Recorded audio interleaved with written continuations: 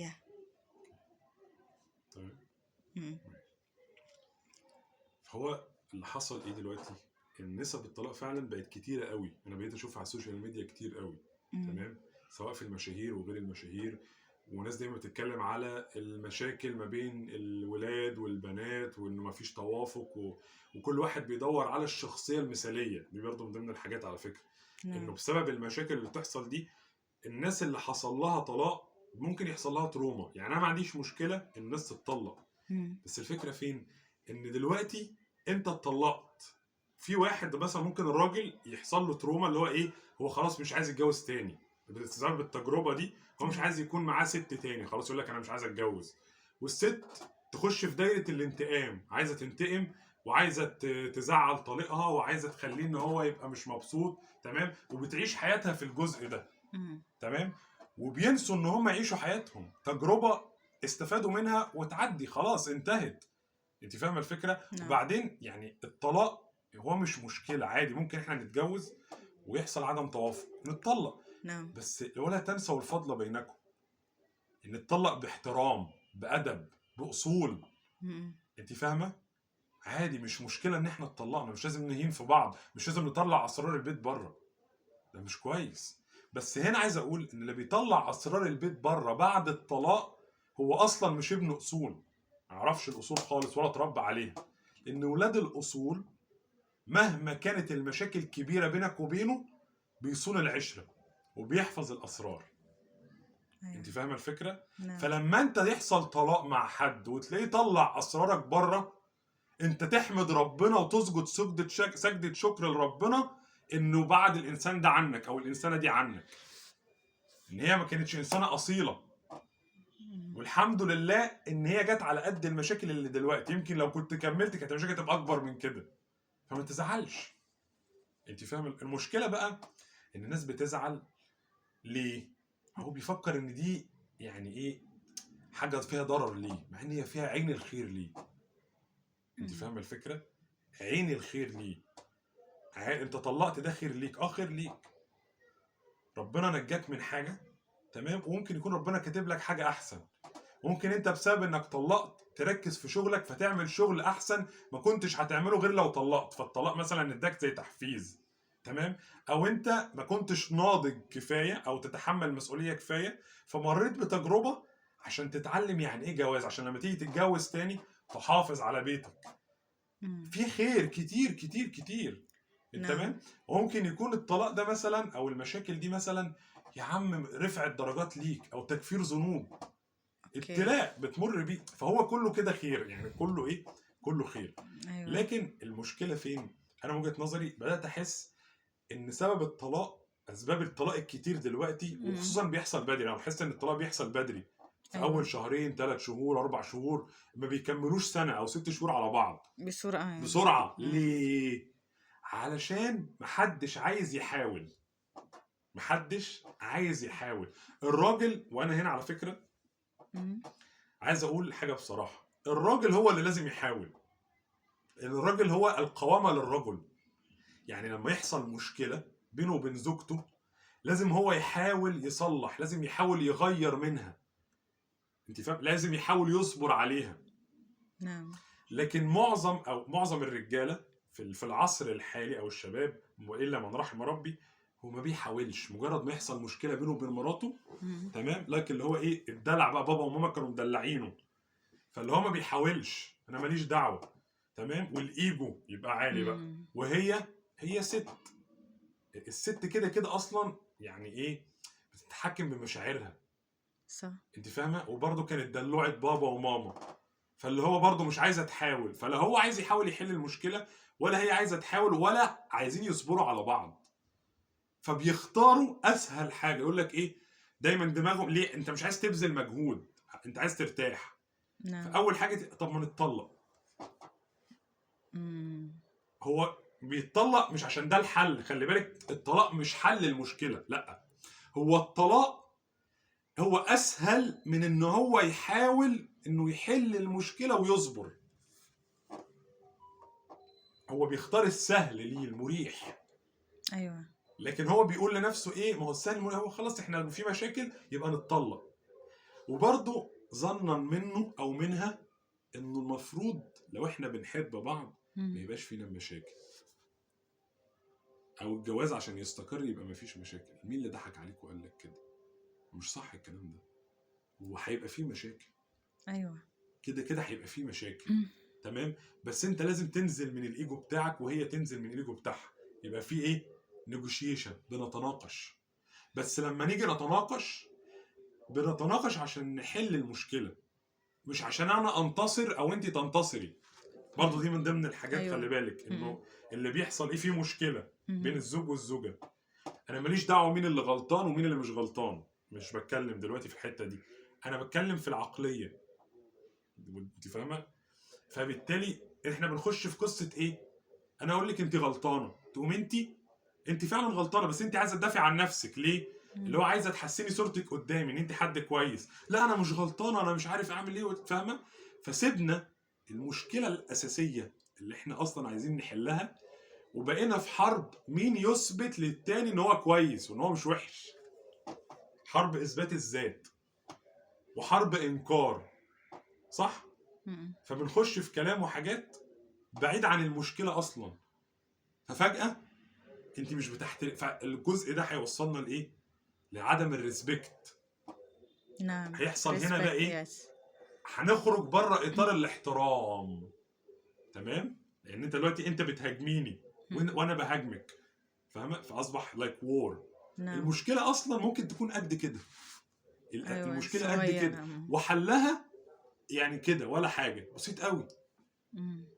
بس نعم. الموضوع خرج من المشكله بقى في ايه؟ ايجو بقى. انت كويس، لا انا كويسه وانا مش وحشه، وانا لا انا كويس مش وحش. تمام؟ دي حاجه. الحاجه الثانيه ان بعض الناس بتظن ان استقرار الزواج قايم على درجه الحب. تمام؟ ومنتظر انه بعد الجواز يفضل ليفل الحب عالي زي الخطوبه، ومستوى الاشتياق زي الخطوبه. ده مش هيحصل. الحب متغير. دكتور مصطفى محمود الله يرحمه قال كده، ان الجواز لا يبنى على الحب لان الحب متغير. متغير يعني ايه؟ يعني المشاعر بتاعت الحب دي شويه فوق شويه تحت. يعني احنا دلوقتي بنحب بعض، صح؟ بعدين انت عملتي مشكله، فالحب ليكي هيقل عشان شلت منك. بعدين انت صالحتيني وعملتيني مفاجاه وخليتيني مبسوط فحبيتك اكتر. يوم تاني انا جاي في مشاكل في الشغل وفي حاجات في الشارع، فانا جاي مش طايق نفسي، صح؟ فانت هتقولي ايه؟ هو ما بقاش يحبني ولا ايه؟ هو بيحبك، بس هو حضرتك في مشاكل في شغل. انسان ابن اغيار فجاي هو مش في المود. انت ما بتفسريش الكلام كده، انت بتفسري ان هو ايه؟ دخل البيت مكشر، ما خدنيش بالحضن، ما ادانيش بوسه، ما قاليش يا حبيبتي بحبك النهارده، ما اتكلمش من ساعه ما دخل من البيت. فانت دماغك تشتغل اللي هو ايه؟ بطل يحبني، ما بيحبنيش. ودماغك تقعد تفكر هو عمل كده ليه؟ يمكن المشكله اللي فاتت هو لسه ما صالحنيش مثلا. تمام؟ او ما في يعني، طب هو لسه هو افتكر المشكله اللي فاتت. انت بتفكري في وادي وهو اصلا في وادي تاني. أيوة. ولا بيفكر فيكي ولا في المشكله ولا في هناكل ايه النهارده. هو لسه في المشكله اللي حصلت مع مديره والخصم اللي هيتخصم له ومش عارف يعمل ايه عشان عنده مصاريف اخر الشهر. انت فاهمه الفكره؟ فانت خدتي الرياكشن بتاعه، فسرتيه تفسير معين وصدقتيه، وهو اصلا في حته تانية. فيحصل ايه؟ فانت تقومي متحوله، تقومي انت كمان لابسه الوش عليه بقى. تمام؟ فهو لما يبتدي يهدى يجي يتكلم معاكي يلاقيكي بتتكلمي معاه باسلوب مش كويس، هو مش هي بتعاملني كده ليه؟ وانا عملت ايه؟ فبرضه دماغه تروح لايه؟ يمكن هي لسه زعلانه طيب بسبب المشكله اللي فاتت او كده، تمام ولا ايه؟ فيبتدي هو يعني طب ما انا صالحتها وهي ما صالحتنيش ليه؟ نعم. فاهمه؟ فبالتالي يحصل ايه؟ ان كل واحد يصدق السيناريو اللي في دماغه ويتعامل بناء عليه. خلاص انا صدقت ان هو عشان هو مكشر عشان المشكله اللي فاتت هو لسه ما اتصالحش، صح؟ كنا ممكن ببساطه انت لما هو يخش متضايق ومتعصب وداخل ما اتكلمش شويه كده تقومي داخله له، ايه يا حبيبي في ايه؟ وفي حاجه النهارده انا شايفاك متضايق وكده، خير في ايه؟ بس احكي لي، فضفض. هيقول لك يا والله انا عندي شويه مشاكل في الشغل وبتاع مضغوط، او هيقول لك سيبيني شويه. صح؟ بدل ما انت تسيبي نفسك ودماغك وتعملي لي فيها الذكيه، او هو يعمل فيها عم الذكي والجينيوس واوفر ثينكينج ويقعد يشتغل تحليل ويصدق. هي دي برضو من ضمن المشاكل، ان انت بتصدق السيناريو اللي جه في دماغك. انت بتصدق السيناريو اللي جه في دماغك. ما تبصيش للكاميرا، بصي لها. مم. بتبصي للكاميرا دي. نعم. ما تبصيش للكاميرا، الموبايل بتاعي بيسجل غير موبايل. مم.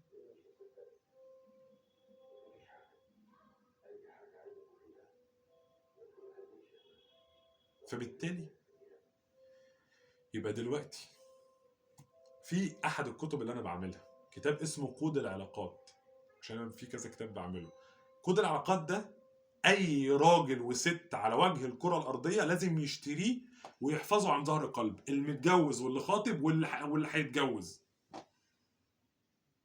بتكلم في حاجات بشرح لك زي اللي انا شرحته من شويه ده. انت مش فاهم، انت مش فاهمه، هو مش فاهم. انت مفكره حاجه وهي حاجه تانية، وانت مفكر حاجه وهي مفكره حاجه تانية، عشان انت مش فاهم دماغها وهي مش فاهمه دماغك. تمام؟ بس ببساطه انت لما يحصل المشكله بتقول اسهل حل ايه؟ الطلاق. صح؟ نعم. لما تيجي تطلق تكتشف ان ده اسوأ قرار اخدته في حياتك، وتكتشف ان انت حطيت نفسك في مشكله اكبر. صح؟ مم. انت كنت عايز تطلق عشان بس في المشكله دي، انا مش عايز ابذل مجهود ولا عايز اتنازل من الايجو بتاعي. حلو، فانا قلت اطلق وافسي دماغي واريح دماغي. فلما طلقت دخلت بقى في قصه بقى ايه؟ فلوس ومؤخر ونفقه وقصص حزينه وبتاع، واحده عايزه تنتقم منك، واخده بالك انت ازاي؟ وهي الناحيه الثانيه انا صرت سترونج اندبندنت وهعيش لوحدي، واهلها بيشجعوها واصحابها، وانت هيجيلك سيد سيدو. بعد كام شهر تلاقي كل ده سابها لوحدها وهي قاعده بعيالها، وسيد سيدو ده ولا هيبص لها لان هي مطلقه ومعاها عيال اصلا. سيد سيدو ده عايز واحده بكر، واحده محترمه كويسه. صح ولا لا؟ فتكتشف ان هي ايه؟ كانت غلطانه. صح؟ صح. عشان كده بيقولوا في مثل مصري يقول لك ايه؟ ظل راجل ولا ظل حيطه.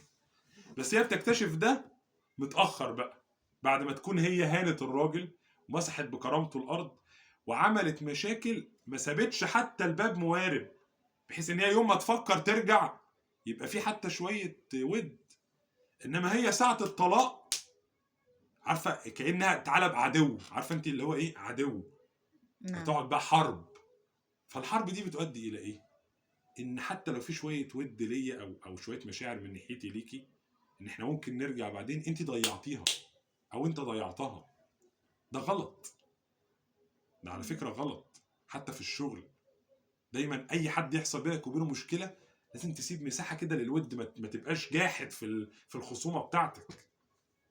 ما تبقاش فاجر في خصومتك، لا تفجر في الخصومه. انا مش بقول لك ما تخاصمش يا عم، خاصم وازعل، بس ما تفجرش. انت فاهمه؟ دايما سيب الباب موارب شويه، يا عالم ايه اللي هيحصل بكره. صح؟ ما يمكن ترجع لها تاني، او الشغل اللي انت سبته ما يمكن ترجع له تاني. صح؟ نعم. وبعدين وقتها لما تندم، الندم مش هيفيدك بقى. صح؟ يا ريتني يا ريتني يا ريتني، بس يا ريتني ايه؟ بعد خلاص انت دمرت البني ادم اللي قدامك، كنت دمرتيه خلاص. صح؟ صح. فبالتالي الموضوع محزن بجد، الموضوع محزن بجد. الناس محتاجه تفوق، والاهالي محتاجه تشد على عيالها في التربيه. خلي بالك الاهالي عليهم دور. وانا ابني لو عايز يطلق او بنتي عايزه تتطلق، انا اقدر اقف في ظهرها اللي هو لا واصلح. انما كمان الاهالي دلوقتي بقت بتستسهل. فاهمه اللي هو ايه؟ طلقها وطلقيه وهنجيب لك فلوس ومش عارف ايه، وانت يا عم طلق ونتجوز غيرها وبتاع. في حاله من الاستسهال، في حاله من الاستسهال. انا هحكي لك موقف انهي بيه. والدتي زمان حصل مشكله بينها وبين والدي الله يرحمه. فراحت لمين؟ راحت لابوها، سابت البيت وراحت تقعد عند ابوها. حلو. فخدت مين؟ احنا خدتنا العيال معاها. حلو. فلما راحت له، بصوا بقى اجدادنا زمان كانوا بيفكروا ازاي. الذكاء والحكمة. فقال لها ايه؟ قال لها لا، انت عايزه تيجي تقعدي معايا، تقعدي لوحدك، عيالك مش هيقعدوا هنا، عيالك يقعدوا هناك، انت تقعدي معايا ايه؟ لوحدك. نعم. ايه اللي حصل؟ قالت له لا لا لا لا خلاص، انا عايز اقعد مع عيالي. قامت واخده بعضها وراجعه بيت جوزها تاني على طول. شفتي الابهات زمان عملوا ايه؟ بحكمه. بصي، تصرف بسيط حكيم. هو عايزها ترجع بيتها، بس ما قالهاش بغشوميه وبتاع اللي هو ايه، لا عايزه تقعدي معايا في بيت ابوكي، تقعدي لوحدك من غير عيالك. قامت هي عامله ايه؟ خدت بعضها وجريت على بيتها على طول عشان عايزه تقعد مع عيالها. يبقى هو ما قواهاش على جوزها، ما كبرش المشكله ورجعها لجوزها، بس بالحكمه. نعم. انما النهارده البت تتطلق او تزعل مع جوزها، تاخد عيالها وتروح عند ابوها وامها، ابوها يقول لها ايه؟ بيت ابوكي مفتوح في اي وقت، وتعالي وهتاكلي احسن اكل وتشربي احسن شرب وبتاع ومش عارف ايه انت وعيالك، صح؟ فده يؤدي الى ايه؟ ان هي تلاقي البديل، فعمرها ما هتفكر ان هي تصالح جوزها او ترجع تعيش معاه تاني او المشكله تتحل، صح؟ نعم. لان لقيت البديل.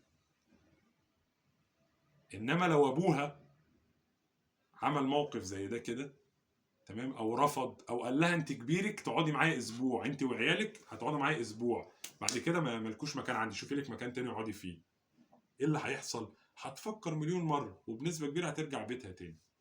صحيح. يبقى الاهل برضو عليهم دور، مش جدعنه ولا تفكر ان انت يعني لما بنتك تجي لك وتاخد عيالها عشان زعلانه مع جوزها وانت تقعدها وتاكلها وتشربها، هو انت فاكر كده ان انت بتقرب من ربنا؟ هو انت كده فاكر ان انت لو ما عملتش كده دي معصيه او ذنب؟ المشكله ان الناس بتفكر كده، يقول لك اصل دي بنتي هرميها ولا هعمل ايه؟ لا، ما ترميهاش. لو هي بنتك فعلا وخايف عليها، قول لها لا انت مالكيش مكان عندي، انت دلوقتي ليكي جوزك، تروحي تقعدي في جيتك ومع جوزك حتى لو في مشاكل، لان المشاكل عمرها ما هتتحل واحنا بعيد عن بعض. خلي بالك، المشاكل طول ما احنا بعيد عن بعض المشاكل بتزيد، الجفا بيزيد. صحيح. وبعدين لما تبقوا بعيد ايه اللي هيحصل؟ انت هتحكي لمامتك وتحكي لاختك وتحكي لصاحبتك، صح؟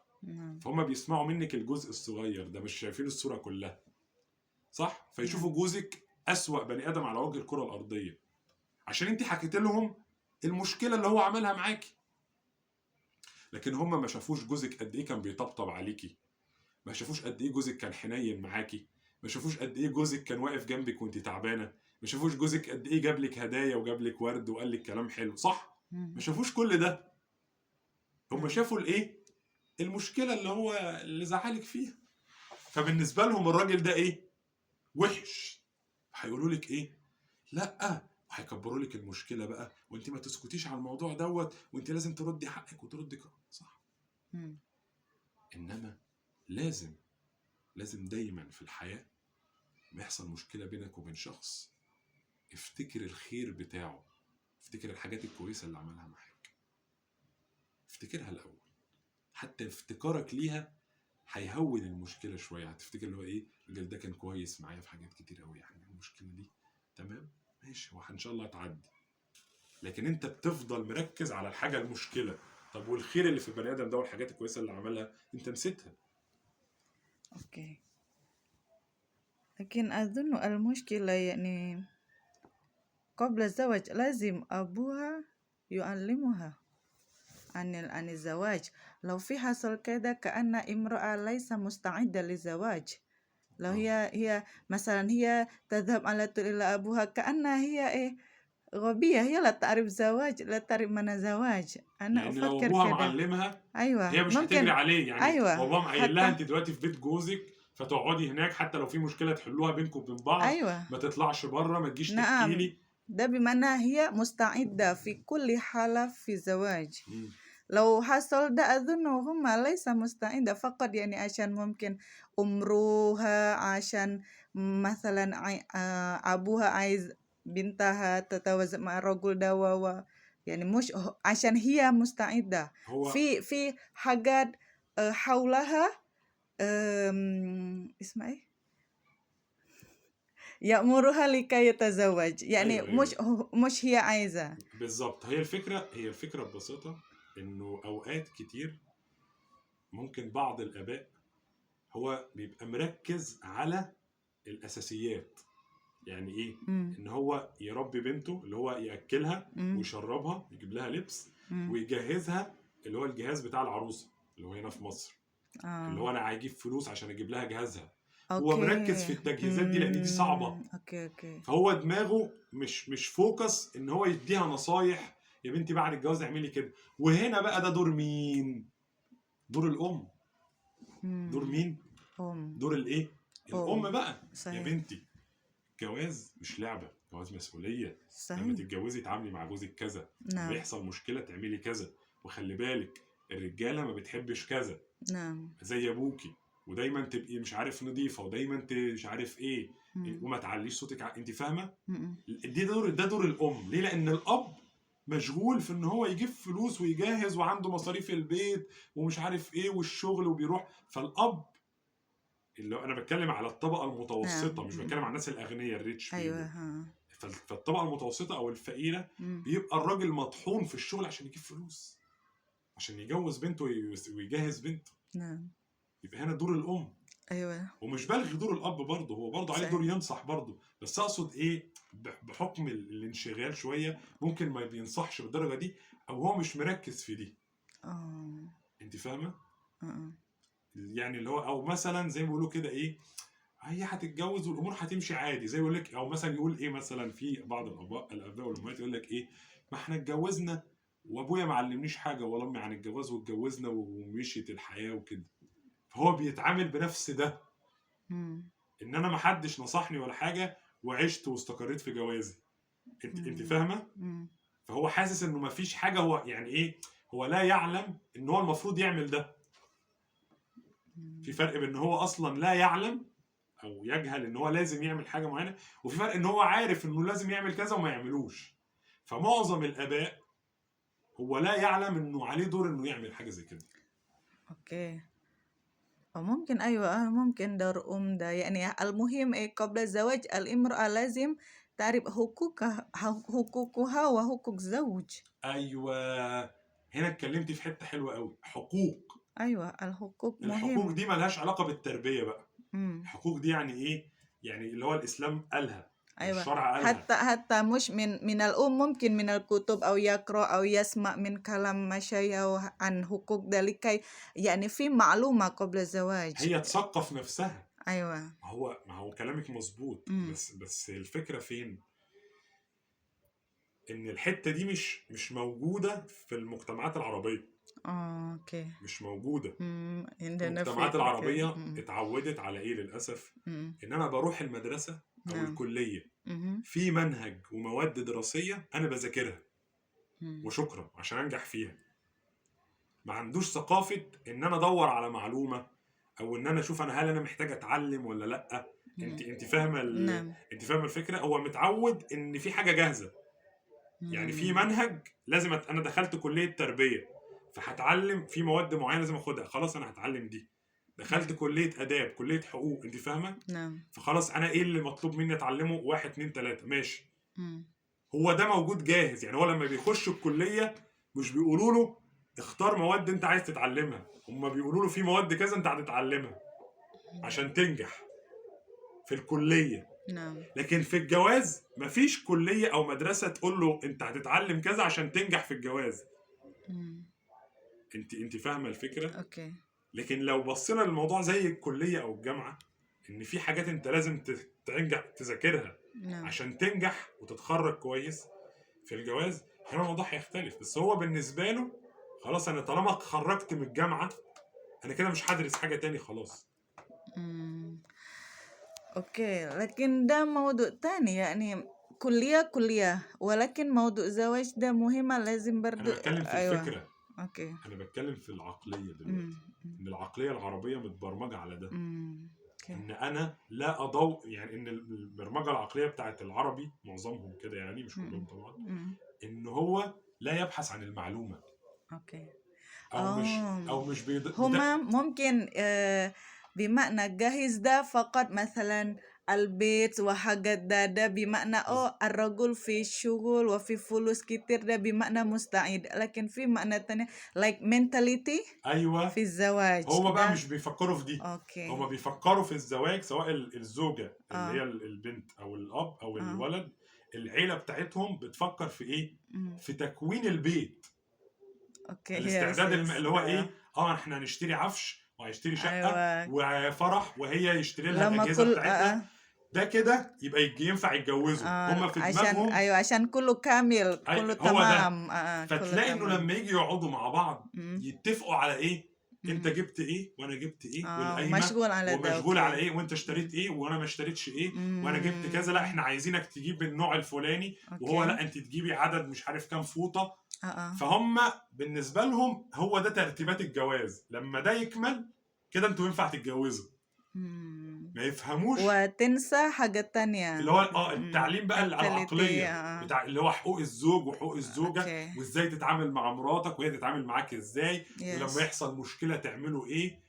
ده مش بيركزوا فيه. أمم. فبالتبعيه الولاد نفسهم مش بيركزوا فيه. يعني لما يكون الاب والام مركزين على التجهيزات الماديه، نعم. فالابن او البنت هتكون مركزه على ايه؟ على التجهيزات الماديه برضه. أمم. صح؟ فنادرا بقى لما تلاقي صح. في حد بيدور على انه يتعلم ازاي يتعامل مع زوجته او يفهم ازاي يحل المشكله. ده نادرا. مع أمم. السوشيال ميديا حاليا نعم. اللي منتشر والترند قوي، الفيديوهات اللي بتجيب ملايين المشاهدات، اللي هي بتتكلم على السترونج اندبندنت وومن، ولما يقول لك كلام ما تسمعيش كلامه، وهو يقول له مش عارف انت عاقبها واعمل لها ايه. انت فاهمه لايك ايه؟ yeah. لايك وور بين الومن والرجل. أمم. انت فاهمه؟ فتلاقي الفيديوهات اللي بتتكلم يا اما واحده مرت بتجربه فاشله في الزواج، فتطلع تقول للبنات انه انتوا ما تسمعوش كلام الرجاله وانتقمي وما تسامحيش. تمام؟ يا اما تلاقي راجل الناحيه التانيه برضه مر التجربه مثلا مش كويسه ومر بطلاق، أمم. فيطلع يقول للرجاله خلي بالك ده الستات وحشه مش عارف ايه. طب احنا لما تبقى الفيديوهات دي اللي الشباب بيسمعوها، أمم. هيتعلموا ازاي؟ نعم. ايه اللي هيفكر فيه لما يكون كل يوم هو ده اللي بيسمعه؟ ايه اللي هيفكر فيه؟ هيفكر دايما ان هو يأمن نفسه. أمم. هيفكر دايما ان الطرف التاني وحش او مؤذي وانا لازم اخلي بالي. نعم. صح؟ صح. فهيحصل ايه؟ هيحصل طلاق. صح؟ هيحصل الحته بقى السر بقى اللي هو ايه؟ ان هو هيظن ان المشكله مش فيه، المشكله في الطرف التاني. أمم. دايما هيظن ان ايه، العيب فيك انت. انت اللي مش بتسمعي الكلام، انت اللي ناشز، انت اللي بتطلع عيني، انت اللي عامله المشكله. وهي انت اللي مش مريحني، وانت اللي دايما بتجبرني اعمل حاجات انا مش عايزاها، وانت اللي دايما صح؟ نعم. ده بسبب الفيديوهات اللي بتتفرجوا عليها، الفيديوهات اللي بتخبط في الست والفيديوهات اللي بتخبط في الراجل. حلو؟ نعم. لكن ببساطه وخلاصه الموضوع، أمم. انت لما يحصل مشكله بينك وبين مراتك او حتى في حياتك، انت لازم اول واحد تدينه بهذا المشكله او هذه المشكله هو انت قول انا قصرت في ايه، يمكن انا فهمت غلط، طب انا عملت ايه خلاها تعمل كده، او هي تقول انا عملت ايه خليته يعمل كده. تمام؟ لازم انت ده، يمكن انا ما فهمتهاش صح. انت فاهمه الفكره اللي هو ايه؟ طب انا السؤال بقى اللي ينهي القصه دي كلها لما يحصل مشاكل بين اتنين متجوزين، سؤال واحد: انا ممكن اعمل ايه عشان الامور تتصلح؟ السؤال واضح، مش هي تعمل ايه او هو يعمل ايه. انا بسأل نفسي سؤال: في مشكله بيني وبين مراتي، انا اللي عملتها يا عم او مراتك اللي عملتها، مش هتفرق. انت محتاج تسأل نفسك سؤال واحد بس، تركز على نفسك مش على الطرف التاني. انا مطالب مني اعمل ايه عشان المشكله دي تتحل وتعدي؟ لما تسأل نفسك السؤال ده هتلاقي اجابه. لو انت اللي مش عامل المشكله، فهتلاقي الاجابه في مثلا ممكن تكون مثلا في ايه؟ انه هي لو اعتذرت لي انا اتقبل الاسف على طول، ما اقعدش اجلد فيها واقول لها بس انت عملتي كذا ما ندمهاش ان هي اعتذرت لي. طب لو انا اللي عامل المشكله، فلو سالت نفسي نفس السؤال: انا المطلوب مني اعمل ايه عشان احل الموضوع ده ويخلص ويعدي؟ فهتلاقي نفسك ممكن تكون الاجابه بصراحه ان انا اروح اعتذر لها واقول لها انا اسف وحقك عليا، واجيب لها مثلا ورده او حاجه واقول لها كلمه حلوه. فأنزل من الإيجو بتاعي نعم. وأنزل اللي هو هنزل معلش بس عشان المشكلة دي تعدي. لكن المشكلة إن أنت دايما منتظر الطرف التاني هو اللي يعمل، مم. وهو اللي يعمل مجهود، وهو اللي يبذل مجهود، وهو اللي يحل. والطرف التاني برضه زيك، ما هو بني ادم مستنيك انت كمان. طب احنا الاتنين مستنيين، كل واحد مستني التاني يعمل ويحل. هتتحل ازاي؟ هنجيب واحد من بره مثلا يحل؟ لا. اتفاق، كل واحد مستني، انا قاعد مستنيكي مم. تحل، وانت قاعده مستنياني احل، ها وبعدين؟ والوقت بيعدي، وكل ما الوقت يعدي والمشكله ما اتحلتش بتزيد. مم. وخلي بالك دي نقطه خطر جدا.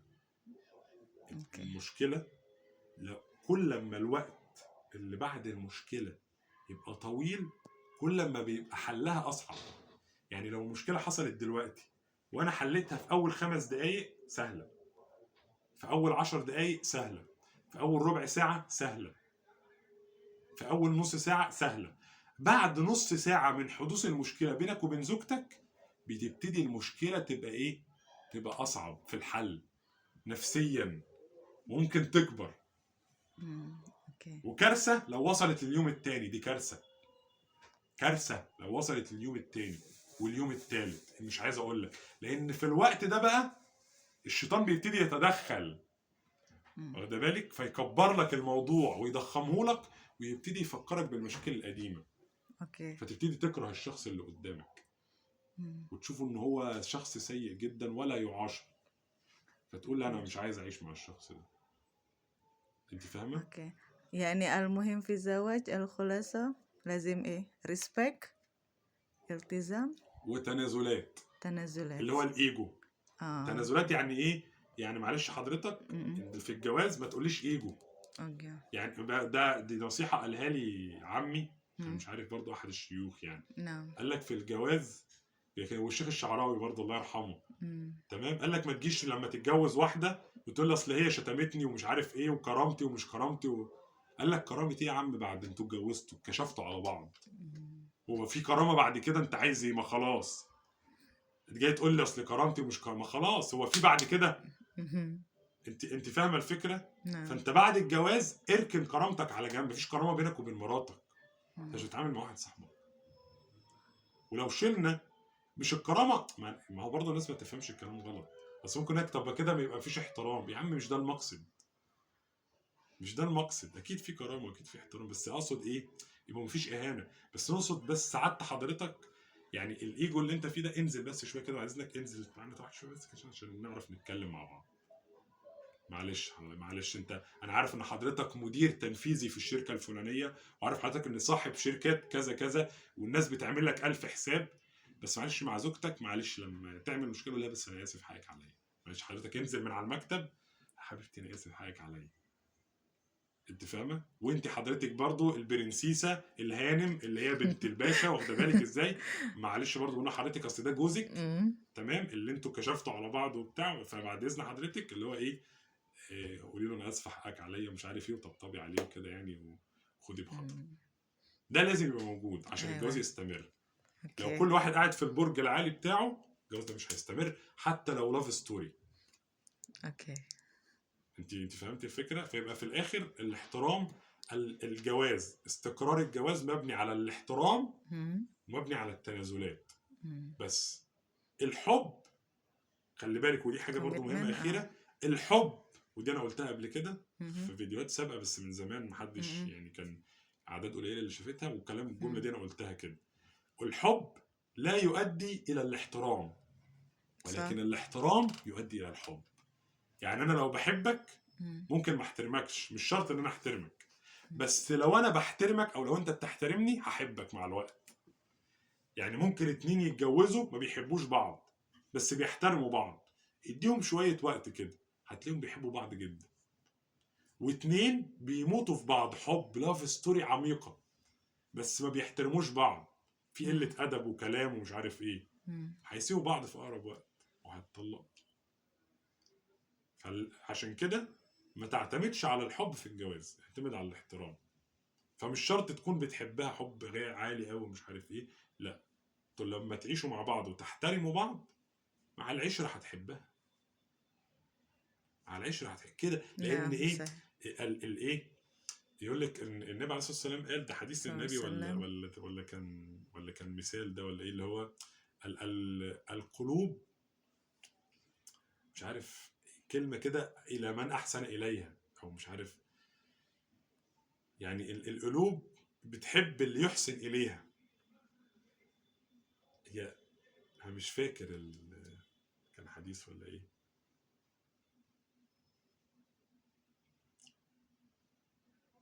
المهم يعني الشاهد في الموضوع، يعني مم. الشاهد في الموضوع انك غصب عنك اي حد بيعاملك كويس هتحبه، من اوكي. الاخر بس. أو